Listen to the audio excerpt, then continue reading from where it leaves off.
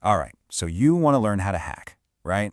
Maybe you just finished binging Mr. Robot, or you saw some kid on TikTok pulling in six figures from bug bounties and you thought, hey, I can do that. Well, let's just get real for a second. You can't. Not yet. Anyway, what we're going to do right now is walk through the real roadmap, the unfiltered, no BS guide to becoming a hacker.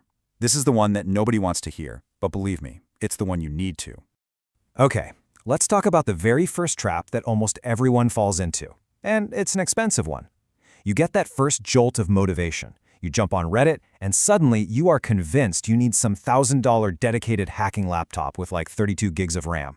And look, you haven't even figured out what Nmap does yet. It's a total myth. It's designed to make you feel productive because you're spending money. But the real investment? It has nothing to do with cash. It's all about your time. The truth is, your starting point is, well, it's completely free. You don't need to buy a single new piece of hardware. All you need is VirtualBox, which is free, and Kali Linux, a free operating system that you install inside VirtualBox. That's it. Seriously.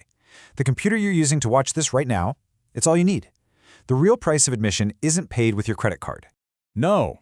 The real price is paid late at night when you're staring at some super dry technical docs, just wrestling with a problem that will not give up. It's paid in those lost weekends, where all your energy is going into cracking one single stubborn issue.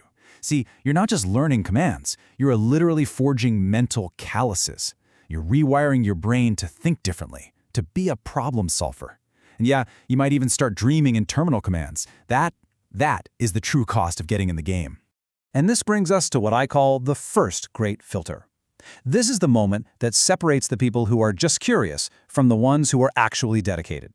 There is one single abstract hurdle where an absolutely staggering number of people just quit. 50%. Poof. Gone. They hit a wall that they can't even see, and they just give up. Forever.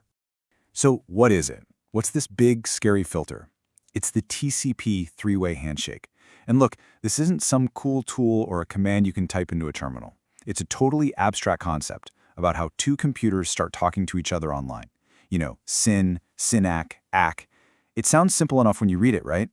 But the problem is, you can't see it. You can't touch it. And that's why it becomes this massive roadblock for so many people who are just trying to learn from a book. But what if I told you there's a cheat code, a way to get past this filter? Well, there is. All you have to do is change how you're learning. Reading about some abstract networking theory is, yeah, it's confusing as hell. The key is to stop reading about it and start watching it happen. And you do this with an amazing tool called Wireshark. Seriously, this thing is like a superpower. It lets you make the invisible visible. Wireshark literally grabs all the data flowing across your network and just lays it out for you to see. So you can see the actual SYN, SYNAC, and ACK packets flying back and forth in real time. Suddenly, that abstract theory becomes something real, something you can see with your own eyes. You get that visual anchor, the concept finally clicks, and boom, you've just survived the 50% filter. So you did it. You made it past the first big hurdle, and you're starting to feel pretty good about yourself. Your confidence is up. But right around the corner is the next major temptation, the siren song of the easy button. I'm talking about all those automated tools that promise to do everything for you. Welcome to the tool trap. Let's just break down the difference here, okay? On one side, you have manual exploitation. Yeah, it's hard. You're going to fail, a lot. But every single time you fail, it forces you to figure out why, to dig deeper. On the other side, you've got these automated frameworks, like Metasploit.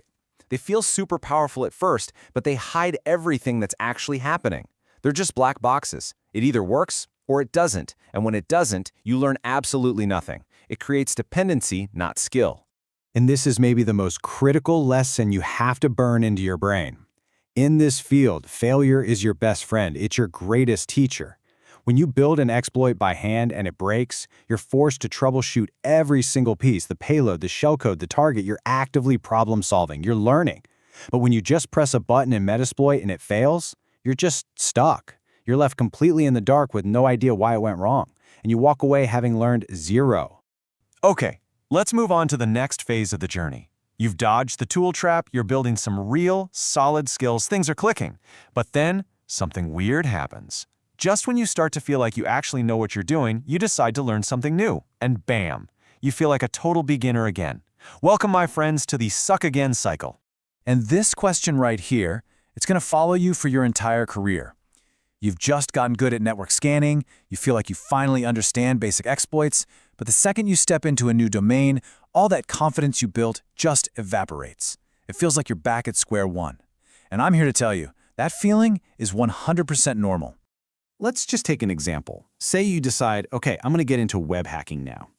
All of a sudden, you're drowning in a sea of new tools and acronyms. You got to learn Burp Suite, you're hearing about cross-site scripting or XSS, cross-site request forgery, CSRF, insecure direct object references, business logic bugs. It is a completely different universe, and it is so easy to feel totally overwhelmed and yup, like you suck all over again.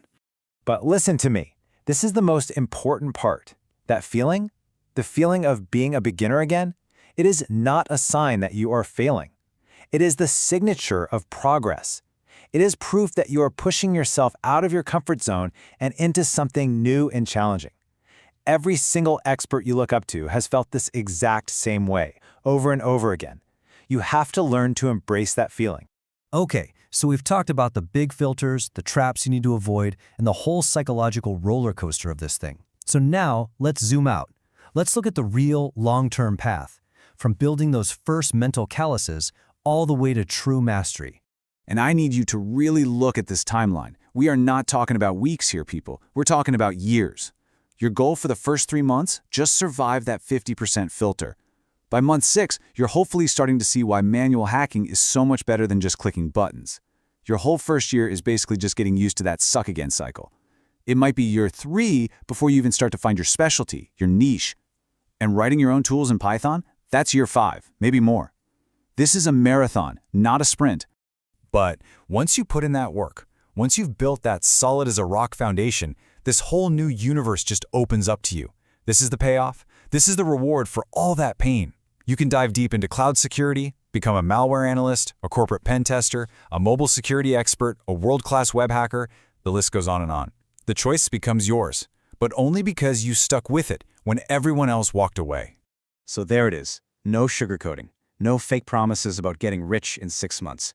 This is the real journey. It's messy, it's frustrating, but it is so incredibly rewarding. This is the path that makes 90% of people quit. But now you know what's coming. You know about the filters, you know about the traps, and you know that feeling lost is actually a good thing. You have the map. So the only question left is,